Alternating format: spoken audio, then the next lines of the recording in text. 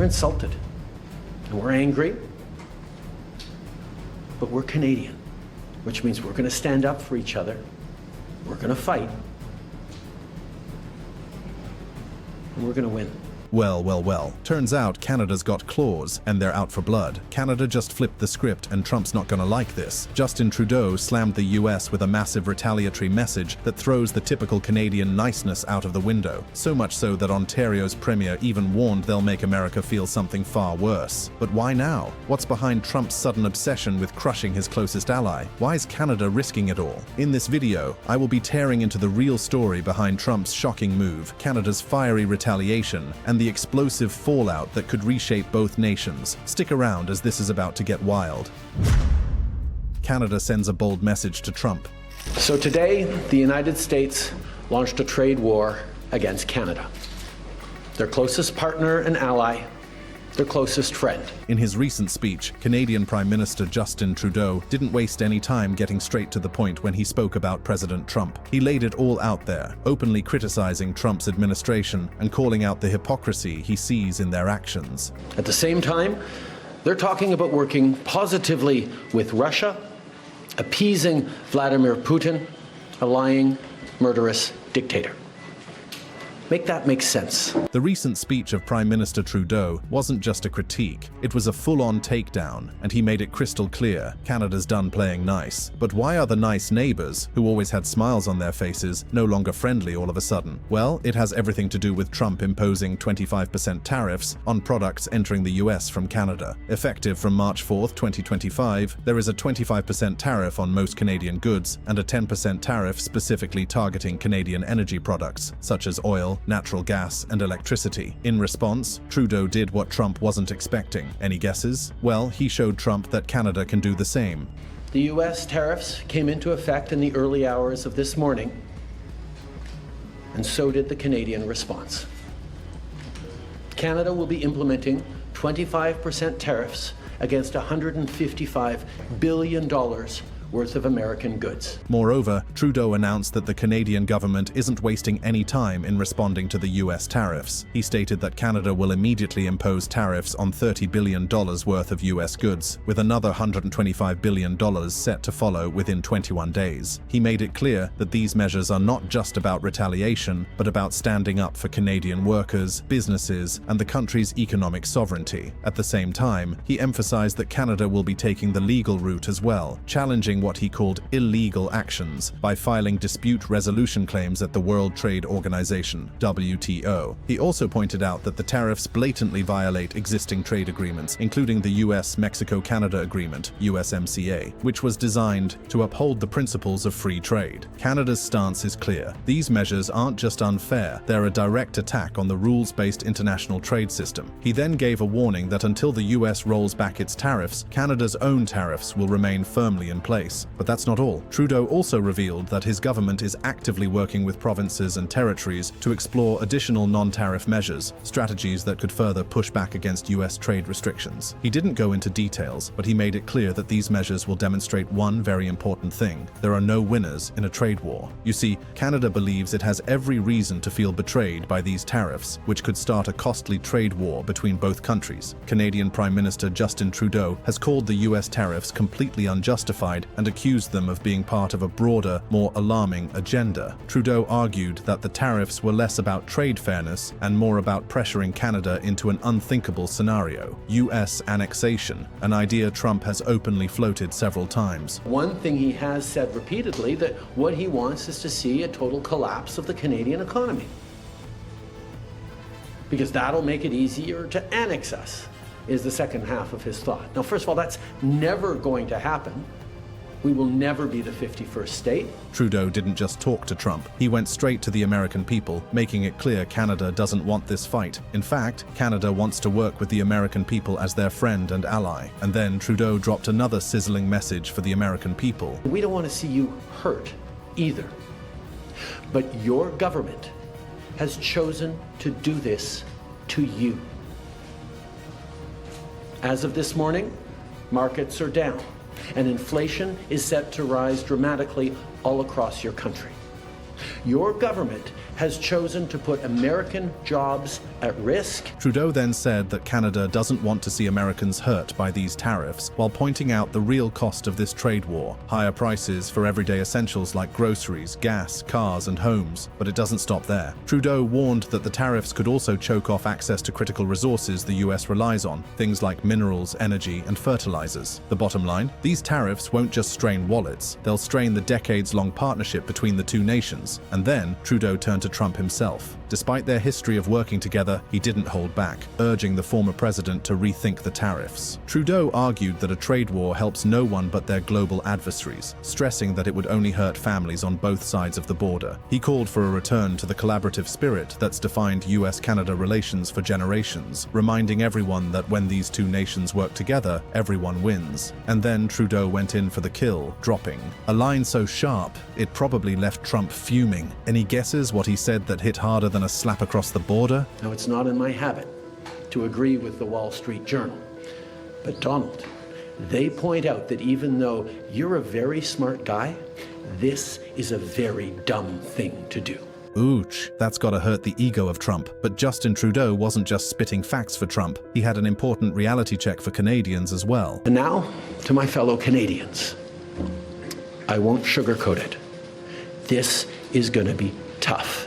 Tough, it would get for sure. The US tariffs aren't just a political jab, they're a direct hit on everyday Canadians. Higher costs on everything from groceries to gas mean families are already feeling the pinch. But the ripple effects go deeper. Canadian businesses, especially those reliant on cross-border trade, face skyrocketing expenses, forcing some to cut jobs or shut down entirely. Industries like steel, aluminum, and agriculture, key pillars of Canada's economy, are hit hardest, with exports to the US plummeting. And it doesn't stop there. The tariffs threaten to disrupt supply chains, making it harder and more expensive for Canadians to access essential goods. From cars to construction materials, prices are set to soar, squeezing household budgets even tighter. Economists warn of a slowdown, with growth forecasts slashed and fears of a recession looming. So much so that the Quebec Premier, François Legault, warned his province could lose up to 160,000 jobs over the next few months. This fear, and the growing realization that the United States could trigger a financial crisis in Canada, is gaining serious traction. Ontario's Premier, Doug Ford, the leader of Canada's most economically powerful province, isn't mincing words. "We'll make sure Americans feel pain," he declared, signaling that Canada isn't just going to take this lying down. Ford, who recently won re-election on a promise to stand up to US tariffs, is ready to hit back hard. If the American tariffs on Canadian goods persist, Ontario plans to impose a 25% export tax on electricity it supplies to 3 US states: New York, Minnesota, and Michigan. This is a move that could send shockwaves through American households and businesses reliant on Canadian energy. Also, Ford said they would be considering restricting electricity exports in time to come if the US tariffs persist. Ford has solely blamed US President Donald Trump for the same, and Ford is not thinking about backing down. He fearlessly said, "I will do everything, including cutting off their energy, with a smile on my face, and I encourage every other province to do the same." But that's not all. Ontario has already taken a series of bold steps to retaliate. The province pulled all American spirits and wines from its shelves, barred US companies from bidding on procurement contracts, and even tore up a deal with Elon Musk's Starlink. A clear message that no one, not even tech billionaires, is immune to Canada's pushback. By the way, Ford admitted he feels terrible about these measures, especially given his close relationships with American governors. But he insists these actions are necessary to send a strong, unmistakable message to the White House: Canada won't be pushed around. Ford has also given a glimpse of the future. He said, "The stock market will go downhill faster than the American bobsled team. When the market drops, that's the people speaking. Isn't this a shame? Every country is very, very aware that if the American government is willing to do this to their own closest neighbor, ally, and friend, everyone is vulnerable to a trade war." Similarly, Quebec Premier François Legault has given a strong warning to the United States leader. He said, "We must be able to make Mr. Trump pay the price for decisions that do not make sense, even for Americans." Legault's words aren't just a threat, they're a rallying cry. Quebec, like Ontario, is ready to fight back, and the province's leaders are making it clear that they won't let Trump's tariffs go unanswered. From targeting key US industries to re-evaluating cross-border partnerships, Quebec is prepared to take bold, decisive action to protect its economy and its people. And Quebec isn't alone. Across Canada, leaders are stepping up, united in their defiance. This isn't just about tariffs anymore, it's about standing firm in in the face of what many see as an unjust attack. From coast to coast, the message is the same. Canada is ready to fight back. Canada isn't backing down now. While the world watches closely as Canada fights back against US tariffs, it's crucial to ask, why did this happen in the first place? What pushed Trump from making casual jokes about turning Canada into the 51st state to slapping on tariffs so harsh that Canada had no choice but to retaliate, igniting a trade war that threatens livelihoods on both sides of the border? The answer isn't simple. Citing a national emergency over their failure to curb the flow of deadly drugs and illegal immigrants into the US, Trump declared a 25% tariff would be imposed on imports from Canada and Mexico, along with a 10% tariff on imports from China. He said, "We have big deficits, as you know, with all three of them, and in one case they're sending massive amounts of fentanyl, killing hundreds of thousands of people a year with the fentanyl, and in the other two cases, they're making it possible for this poison to get in." That said, Trump claims the tariffs are about tackling the extraordinary threat posed by illegal aliens and drugs, including deadly fentanyl, which constitutes a national emergency. I hope you paid attention to the words national emergency there. Well, the White House backed him up, pointing to a staggering $450 billion trade deficit with these three nations in 2023 and highlighting the opioid crisis as a key driver. Last fiscal year, Customs and Border Protection, CBP, apprehended more than 21,000 pounds of fentanyl at our borders, enough fentanyl to kill more than 4 billion people. Trump didn't stop there. He accused Mexico and Canada of being too lax in stopping fentanyl from crossing the border and called out China for supplying the precursor chemicals that fuel the crisis. But though Trump was previously saying that the tariffs are to stop fentanyl from crossing the border, he also says that the tariffs aren't just about drugs or immigration. Trump says they're also about fixing what he calls unfair trade practices that leave the US holding the short end of the stick. The USA has major deficits with Canada, Mexico, and China, and almost all countries owes $36 trillion, and we're not going to be the stupid country any longer. This is why it's becoming crystal clear. Tariffs aren't just a policy for Trump. They're the heartbeat of his Make America Great Again dream. He recently doubled down, saying tariffs are about making America rich again and making America great again, and it's happening, and it will happen rather quickly. Trump isn't just tinkering with trade, he's launching the biggest tariff increases in a century, all in the name of remaking the world's largest economy. He claims these tariffs will rake in trillions and trillions in revenue and finally fix what he calls unfair trading relationships. But here's the thing, while economists warn of higher prices and economic pain, Trump brushes it off as a little disturbance or a small price to pay for his grand vision. For instance, he recently wrote on Truth Social Sunday, "This will be the golden age of America. Will there be some pain? Yes, maybe, and maybe not. But we will make America great again, and it will all be worth the price that must be paid." That's not all. Trump isn't just confident. He's convinced that fighting these tariffs will hurt Canada far more than the United States, and the numbers seem to back him up. For Canada, exports to the US make up a staggering 18% of its economy, while US exports to Canada and Mexico each account for just 1% of the American economy. To put it bluntly, 75% of Canada's exports go to the US, while only about 13% of American exports head north. That's why Trump claims the US is essentially subsidizing Canada by importing its goods instead of producing them domestically. He even went as far as saying that without this so-called subsidy, Canada would cease to exist as a viable country. And, true to form, he doubled down on his controversial idea that all these problems would vanish if Canada simply became the 51st state. On Truth Social, he didn't hold back. Make your product in the USA, and there are no tariffs. Why should the United States lose trillions of dollars in subsidizing other countries, and why should these other countries pay a small fraction of the cost of what USA citizens pay for drugs and pharmaceuticals, as an example? He wrapped it up with a bold declaration. "We don't need anything they have. We have unlimited energy, should make our own cars, and have more lumber than we can ever use." Trump thinks he is absolutely right. Canada thinks otherwise and is not giving up without a fight. In fact, Canada isn't just pushing back, it's changing the game. Experts say relying less on the US isn't just a dream, it's already starting to happen. Sure, 75% of Canada's exports still go to the US, but new trade deals are opening doors. For instance, deals like the EU-Canada Trade Agreement, CETA, have already boosted European exports by 15% in 5 years, and the CPTPP with Asia-Pacific nations sparked a 22% surge in sales to Japan, Vietnam, and Australia since 2020. Canada's also sitting on massive natural resources like oil, lithium, and cobalt, which could make it a leader in clean energy. Projects like the $5 billion Atlantic Loop plan aim to power Canada with renewable energy and even sell extra to Europe, reducing the need for US imports. Tech is another strength. Areas like Toronto Waterloo, home to companies like Shopify,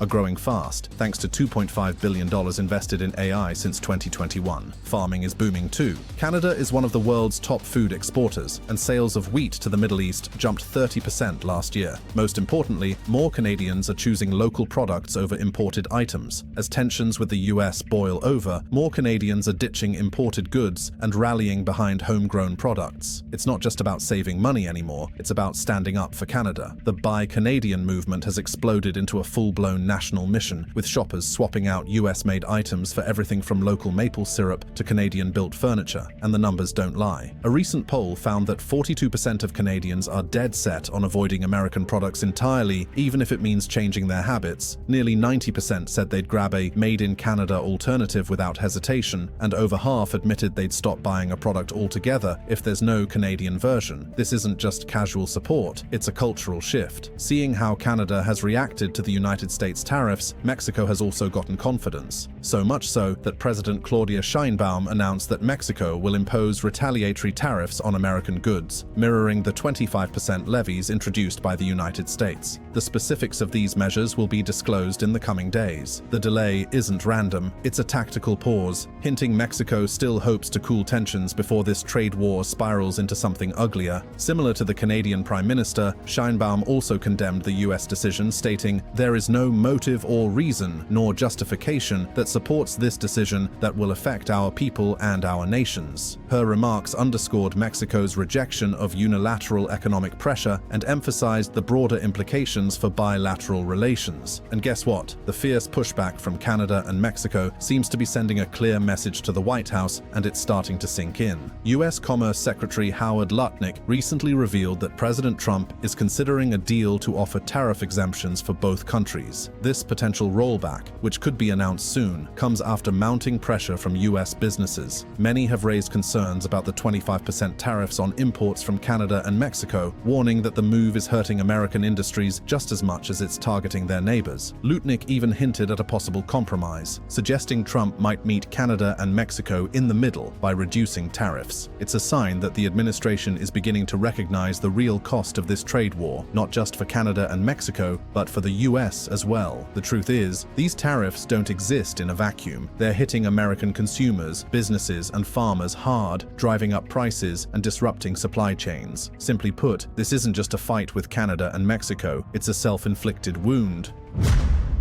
The consequences could be severe for Trump and America. Well, look, there's no question that Warren Buffett is right, that if you just raise tariffs across the board, then things will be more expensive. You already know Canada has slapped a 25% counter tariff on US goods, but that's just the tip of the iceberg. The consequences of this trade war could ripple far beyond tariffs, and the US might end up paying a steep price. Here's the big picture that the Trump administration doesn't want Americans to see. Did you know that the US imports a staggering $1.4 trillion annually from Canada, Mexico, and China? That's over 40% of total US imports. Well, Bloomberg Economics warns that this trade war could send shockwaves through the US economy, pushing the average tariff rate from a modest 3% to a whopping 10.7%. The fallout? A potential 1.2% drop in GDP and a 0.7% spike in inflation. For everyday Americans, that means higher prices on everything from fruit and meat to gas, cars, and electronics. Retailers aren't going to eat those extra costs. They'll pass them straight to consumers. The Tax Foundation estimates that Trump's tariffs could shrink GDP by 0.4 percentage points and cost the US economy 344,000 jobs, and in the short term, the average household could end up paying $830 more in taxes through tariffs on everyday goods. But it's not just about numbers. This trade war could strain relationships with two of America's closest allies, disrupt supply chains, and create uncertainty for businesses on both sides of the border. You could even say that this isn't just a fight over tariffs, it's a gamble with the entire North American economy. But can Trump look at the bigger picture and not take a gamble? Well, if there's one thing history teaches us, it's that tariffs often come with unintended consequences, and Trump would do well to take note. And what better example there would be than the one I'm about to give. The Smoot-Hawley Tariff Act of 1930 is a textbook example of how protectionist policies can backfire spectacularly. At the time, the US was reeling from the Great Depression, and lawmakers thought slapping high tariffs on imported goods would shield American industries and save jobs. Instead, it sparked a global trade war. Countries like Canada, Britain, and France retaliated with their own tariffs, and global trade plummeted by nearly 66% between 1929 and 1934. The result? I can hope it wouldn't be a surprise to find that the Smoot-Hawley Tariff Act led to a deeper economic crisis, widespread unemployment, and a prolonged recovery that took years to overcome. Fast forward to today, and the parallels are hard to ignore. Trump's tariffs on Canada, Mexico, and China have already triggered retaliatory measures, and the ripple effects are starting to show. Just like in the 1930s, businesses are bracing for higher costs, consumers are facing price hikes, and the global economy is teetering on the edge of uncertainty. Economists warn that if this problem escalates further, we could see a repeat of history, where tariffs meant to protect end up doing more harm than good. But Smoot-Hawley isn't the only cautionary tale for Trump. The Payne-Aldrich Tariff Act of 1909 offers another stark lesson. Back then, the US was trying to balance the interests of farmers, manufacturers, and consumers. The act aimed to protect domestic industries by lowering tariffs on some goods while raising them on others. Sounds reasonable, right? Except it didn't work out that way. Instead of fostering growth, the act led to higher consumer prices and widespread dissatisfaction, especially among progressives who felt betrayed by the compromises. The political fallout was immediate. The Payne-Aldrich Act became a rallying cry for reformers, contributing to the rise of the Progressive Party and shifting the political landscape in subsequent elections. It also exposed the dangers of using tariffs as a blunt instrument. When you try to protect one group, you often end up hurting another. Fast forward to today, and Trump's tariffs are facing similar criticism. While they're meant to boost American industries, they could easily drive up costs for consumers and businesses. Farmers, for example, could be hit hard by retaliatory tariffs from China, leading to billions in lost exports. And we know what would happen next for the farmers. It would force the government to roll out bailout packages. Meanwhile, manufacturers relying on imported materials could struggle with higher production costs, and retailers are warning of price hikes on everything from electronics to clothing. The political implications are also worth noting. Just as the Payne-Aldrich Act fueled discontent among progressives, Trump's tariffs are sparking backlash from both sides of the aisle. Democrats have criticized the move as reckless, while some Republicans in farming and manufacturing states are growing uneasy about the economic fallout. So, what's the takeaway? History shows that tariffs are a double-edged sword. While they might offer short-term protection for certain industries, they often come with long-term costs, higher prices, economic instability, and political backlash. As Trump navigates this trade war, he'd do well to remember the lessons of Smoot-Hawley and Payne-Aldrich. After all, the stakes are high, and the consequences could be felt for years. Oh, by the way, we're already starting to see some of those effects take shape. Wall Street is feeling the heat, and it's not pretty. Just days after President Trump's tariffs went into effect, the Dow Jones Industrial Average took a nosedive,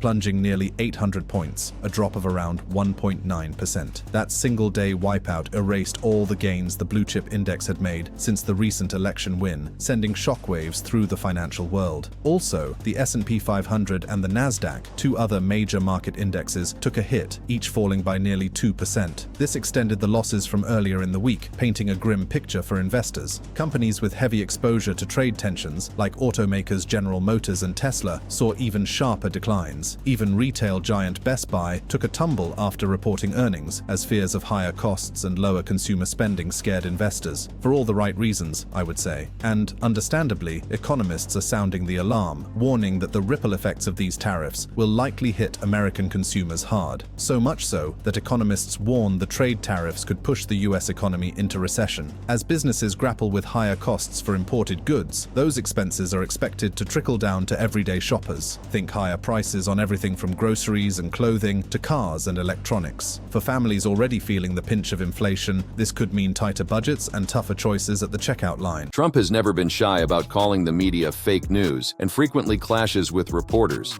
I'm not going to give you a question. Can you stay categorical? You are fake news. Honestly, I think you should let me run the country. You run CNN. All right. And if you did it well, your ratings Let would me be ask much if better. But this time, time, things took an interesting turn. A video circulating online shows a reporter exposing Trump's lack of awareness on a key issue. If you're curious about how this played out, keep watching this video. Reporters expose Trump's ignorance.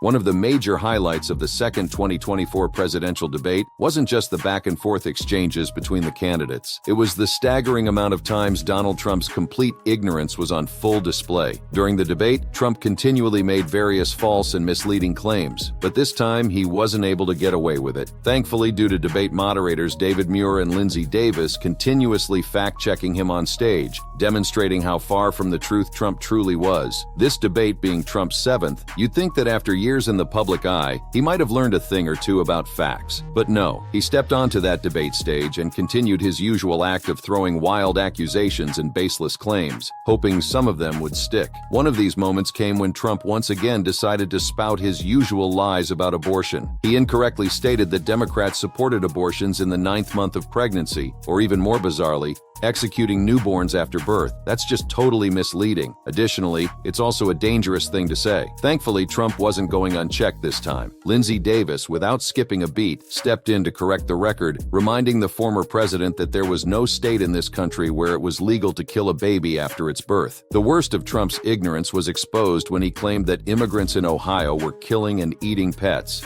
Again, this statement was utterly false. David Muir quickly intervened, refuting Trump's assertion, while also adding that there had been no reliable reports of immigrants harming pets in the Springfield area. He also made mention of the fact that their source was the Springfield city manager. Trump, on the other hand, refused to admit his mistake, maintaining that he had seen people on television making accusations that their pets were used as food by immigrants. Thankfully, the moderator did not back down in fact-checking him. Now Trump's display of ignorance did not just stop there. Rather, he continued through the night spewing falsehood after falsehood. Another key moment came when David Muir questioned Trump about the 2020 election, an election Trump lost fair and square but has never been able to accept. Muir brought up Trump's recent remark, in which he appeared to admit that he lost the election to Joe Biden by a whisker. When questioned directly if that meant accepting his loss in the 2020 race, Trump unsurprisingly backpedaled, claiming that was said sarcastically, and he is not acknowledging it at all. Sighs, there it was again, Trump refusing to face reality, continuing to cling to his delusions that he somehow won an election that he indisputably lost. Even after all this time, Trump can't admit the truth, and Muir didn't let it slide. After the debate, CNN's Daniel Dale, who's pretty much known for fact-checking Trump, noted that Trump made at least 33 false claims during the debate. Imagine 33 counts of his ignorance on full display. Now compare that to Kamala Harris, who made just one. During the debate, ABC News decided to fact-check Trump in real time on their website, revealing the numerous deceptive remarks stupid Trump made during the discussion. One of his notable goofs was when he claimed that the country is experiencing the worst inflation in its history. Come on, Trump, where have you been living? This is very false because while inflation did peak at around 9% in June 2022 during Biden's presidency, it's not the highest ever. Take a little history lesson. Inflation has been higher at times, such as after World War II and in the late 1970s and early 1980s, when it peaked at 14.5%. As of July 2024,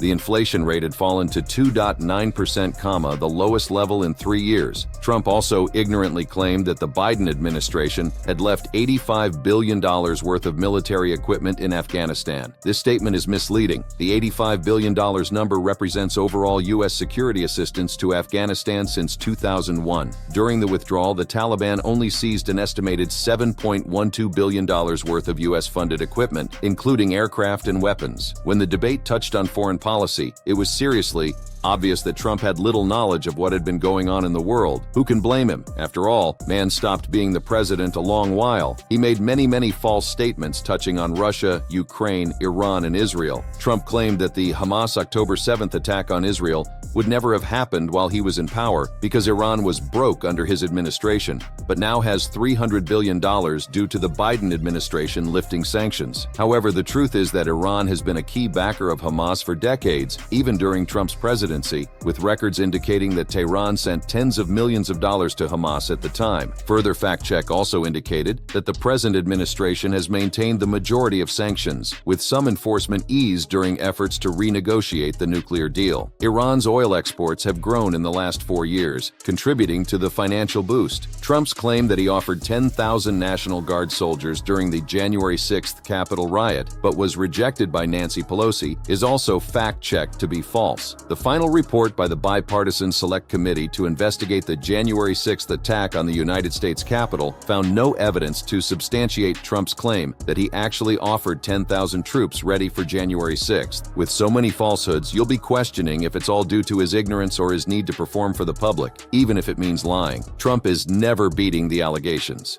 It's becoming increasingly clear that Donald Trump will never be able to shake the allegations of being ignorant, especially when he is always making numerous false claims leading him to be repeatedly fact-checked. And it's not just during his high-profile debates or at rallies. During his recent interview with Elon Musk on X, Trump still could not help himself from spewing misinformation. For example, in this 2-hour discussion with Musk, Trump returned to some of his favorite campaign themes, such as illegal immigration and the economy. But when the conversation shifted to climate change, Trump showed just how dangerously out of touch he is. At one point, he made an utterly laughable claim about sea levels, saying that the biggest threat is not global warming, where the ocean is going to rise 1/8 of an inch over the next 400 years. Anyone with a basic understanding of climate science knows that this statement is flat out wrong. In fact, according to climate projections, Trump is vastly underestimating the rise in sea levels. From 2014 to 2023, global average sea levels rose by nearly 4.8 mm per year, or 0.19 inches. In just a single decade, the rise was already far greater than Trump's prediction for the next 4 centuries. If that's not ignorance on full display, I don't know what is. The fact that Trump continues to downplay the dangers of global warming is alarming, to say the least. It's one thing to be ignorant, but it's another thing entirely to mislead millions of people who trust you. Trump is essentially telling his supporters that they don't need to worry about the future of our planet. And when a former president, a man who is again running for the highest office in the land, doesn't take the climate crisis seriously, it's not just ignorance,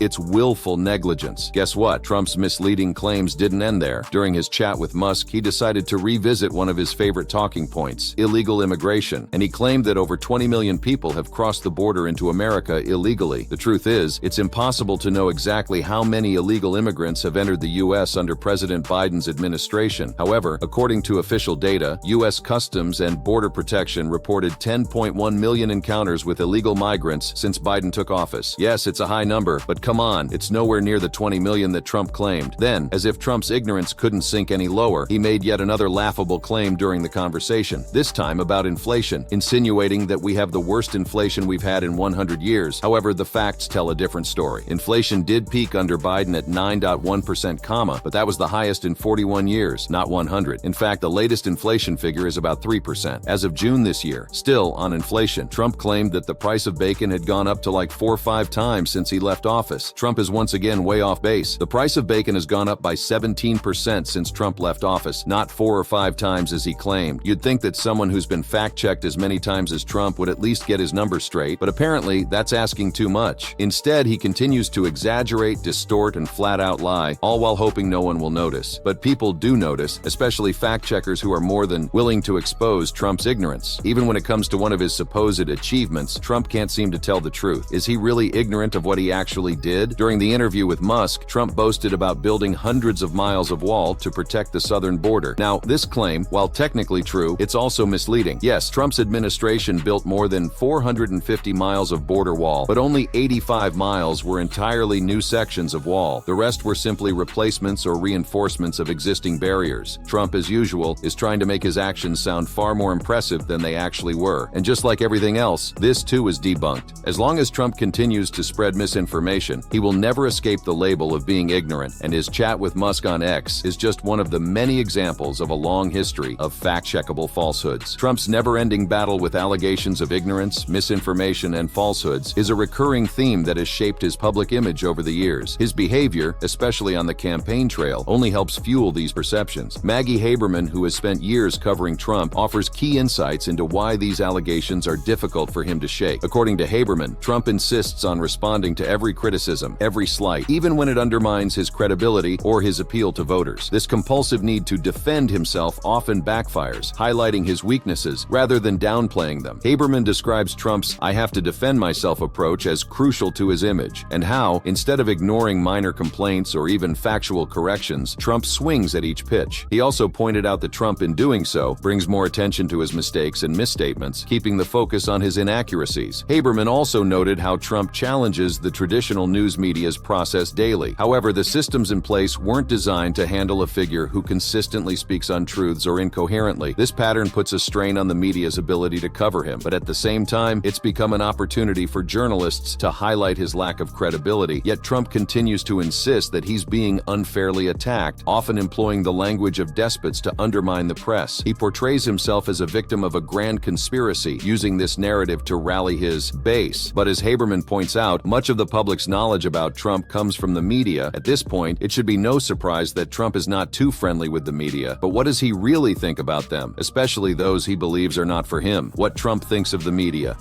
Now, Donald Trump's relationship with the media, especially since the start of his political career, has always been combative. From the start, he has waged war against journalists, famously labeling them as fake news whenever coverage was less than favorable. Yet, this is the same man who has repeatedly made false statements, in fact making falsehoods the center of his media strategy. Trump isn't concerned with the truth or accuracy, he's concerned with controlling the narrative, even if it means assaulting those who are supposed to hold him accountable. Trump's accusations of fake news has become his go-to defense whenever he's cornered by facts. The irony, he regularly spins falsehoods but labels those calling him out as dishonest. From claiming that millions of illegal votes were cast in the 2016 election, to his statements about COVID-19 magically disappearing, Trump's comments have been debunked time and time again by journalists and fact-checkers. Yet instead of admitting error, he doubles down, with claims that the media is out to get him. But why this obsession with calling the press fake? It's simple. It works for him. Trump seems to understand that by sowing doubt about the media's credibility, he's able to paint himself as this hero everyone is out to get. To his base, the media is the enemy, and Trump is the only source of truth. In this way, Trump has managed to weaponize the term calling the media fake news, using it as a political tool to shield himself from scrutiny. While Trump's accusations of fake news may play well with his supporters, they have a far more sinister effect on broader society. His relentless attacks on the press are not just frustrating for journalists, they're dangerous. In fact, CBS News correspondent Leslie Stahl, when interviewing Trump, confronted him about what he had told her about those repeated attacks from him against the press, and his aim being to demean and discredit the press, so that whenever they released something negative about him, no one would believe them. By continuously delegitimizing reputable news outlets, Trump erodes public trust in an institution that is fundamental to democracy. The free press is one of the primary checks on government power, and when a leader attempts to undermine it, the consequences can be far-reaching. Trump's continuous fake news rhetoric brings to mind that of authoritarian leaders who seek to control the flow of information. The tactic of discrediting the media to prevent accountability isn't new. Dictators throughout history have employed similar strategies. By attacking the press, Trump is borrowing from a well-worn playbook, one designed to confuse the public and keep them in the dark. Trump's approach to the media also diminishes the public's ability to discern fact from fiction. When a sitting president can undermine a basic pillar of democracy with just a few tweets, it becomes easier for misinformation and conspiracy theories to thrive. This, in turn, further polarizes an already divided nation. This is especially dangerous in moments of national crisis. Whether it's a pandemic,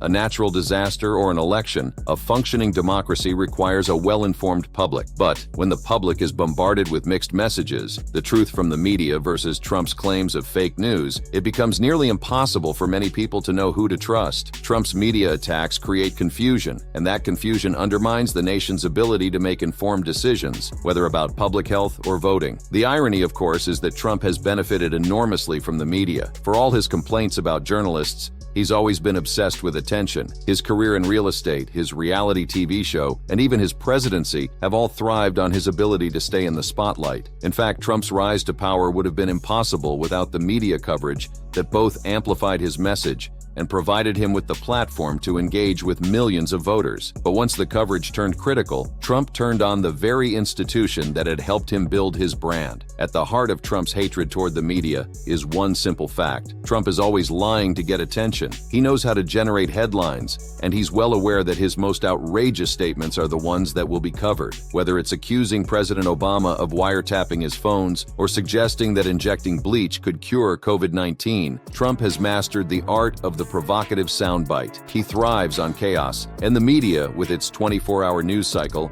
is often complicit in giving him the spotlight he craves. For Trump, lying is not a byproduct of his strategy. It is the strategy. Every falsehood, every misleading statement is carefully calculated to create buzz. He understands that in today's media landscape, the more outrageous the claim, the more coverage you get. For someone accusing the media of being fake, we all remember his lies. We remember his lies as part of the birther movement about former President Barack Obama not being born in the United States, which would make Obama unable to serve as president, and his continuous lies after Obama's long-form birth certificate was made public. We also remember how he only caved on the birther movement only in 2016 when he was running for president, and even then how he lied again that it was his opponent, Hillary Clinton, who started the whole birther movement conspiracy back in 2008. We also remember one of his most significant lies in how Trump handled the outcome of the 2020 presidential election, where he claimed that the election was rigged and that he was the rightful winner. Even before the votes were counted, Trump repeatedly claimed that widespread voter fraud would occur despite there being no evidence to support such assertions. In one of his outlandish claims during the 2016 campaign period, we all remember how Trump claimed that Ted Cruz's father was involved in the assassination of President John F. Kennedy, and when he was confronted about it, he tried to save himself. We also remember how Trump frequently made grand promises that were either unrealistic or outright impossible, with one of the most memorable of these promises being his pledge to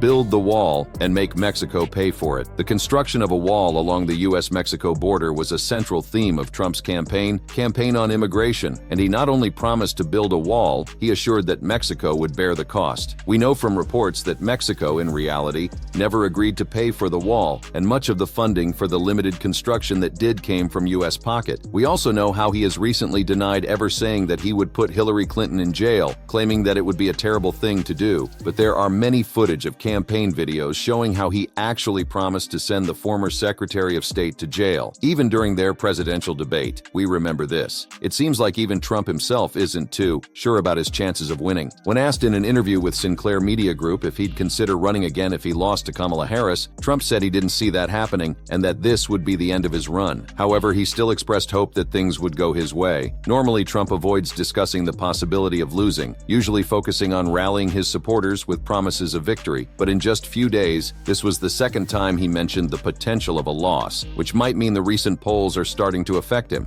Politicians are known for their deceit, but none have elevated lying to an art form quite like former U.S. President Donald Trump.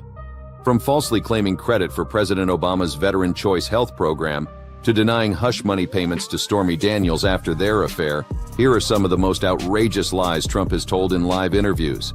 We were getting ready to win this election. Frankly, we did win this election. Winning the 2020 elections. Donald Trump's insistence that he won the 2020 presidential election, despite clear evidence to the contrary, is a cornerstone of his post-election narrative. From the very night of the election, Trump began making unsubstantiated claims of victory, asserting that widespread voter fraud had cost him the presidency. However, these ideas faced significant practical and legal challenges, and none were implemented to directly extract funds from Mexico for the wall. In reality, the funding for the border wall came from U.S. taxpayers. Trump's administration requested significant appropriations from Congress to finance the wall's construction. These requests led to heated debates and a partial government shutdown from December 2018 to January 2019. If you found this video interesting, click on any of the cards on your screen to check out more interesting stories.